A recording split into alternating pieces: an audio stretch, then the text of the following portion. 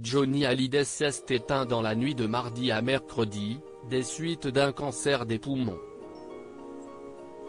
Vers 3 heures du matin, son épouse Laetitia Hallyday a ainsi fait part de la disparition du chanteur en transmettant un communiqué très émouvant à l'agence France Presse. Mais avant de rendre cette triste nouvelle publique, la mère de Jade et Joy a tenu à prévenir personnellement sa famille, ses amis ainsi que le président de la République, rapporte Le Parisien. Emmanuel Macron a ainsi reçu un appel de Laetitia Hallyday vers 2 heures du matin. Le chef de l'État a ensuite publié un hommage à Johnny dès 3h11. Voici le communiqué intégral écrit par Emmanuel Macron: on a tous en nous quelque chose de Johnny Hallyday. Celui qui se disait fils de personne, né à Paris, un soir de juin 1943, s'appelait Jean-Philippe Smet et fut rapidement mieux connu sous le nom de Johnny. La rock'n'roll attitude qu'il importa des États-Unis fit de lui l'idole des jeunes dans les années 60, et une figure de la génération yéyé. Lorsque passa le bon temps du rock'n'roll, le public aurait pu l'abandonner. Il n'en fut rien. Une autre vie pour lui commença. Celle d'un artiste puisant dans la musique qu'il aimait, qui venait du blues, du rock, de ces États-Unis rêvés. Celle d'un homme resté l'enfant qui faisait le rêve tout bleu de Nashville. Il tirait de cela une sincérité et une authenticité qui maintinrent vivant le feu qu'il avait allumé dans le cœur du public. Depuis plus de 50 ans, il était une icône vivante.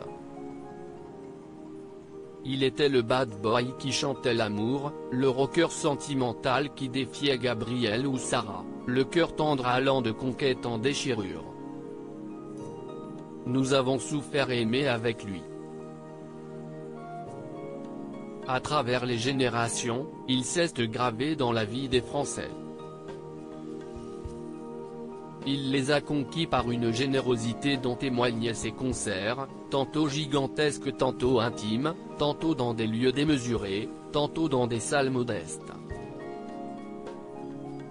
Il chantait avec la même passion à Las Vegas et au Stade de France qu'à Épinal, Rodez ou Bar-le-Duc. Il n'a jamais vieilli parce qu'il n'a jamais triché.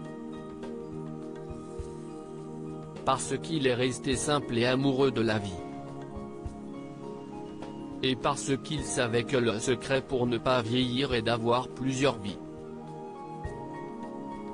Jusqu'au bout, libre dans sa tête, il aura été cette présence familière, cette voix tant de fois imitée, cette personnalité osant vivre pour le meilleur, et communiquant une énergie fraternelle à ce public qui en retour lui criait « que je t'aime ».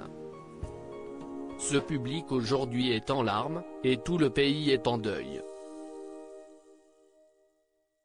Tout au long de sa carrière, il sut s'entourer des meilleurs, musiciens, compositeurs, paroliers, les associant pleinement à ses succès et partageant souvent la scène avec un sens profond de l'amitié, qu'il s'agisse de plus jeunes que lui ou de ses immédiats contemporains comme récemment Eddie Mitchell et Jacques Dutronc. Il s'honorait parfois aussi de la présence à ses côtés de quelques-unes de ses idoles, comme Lionel Richie.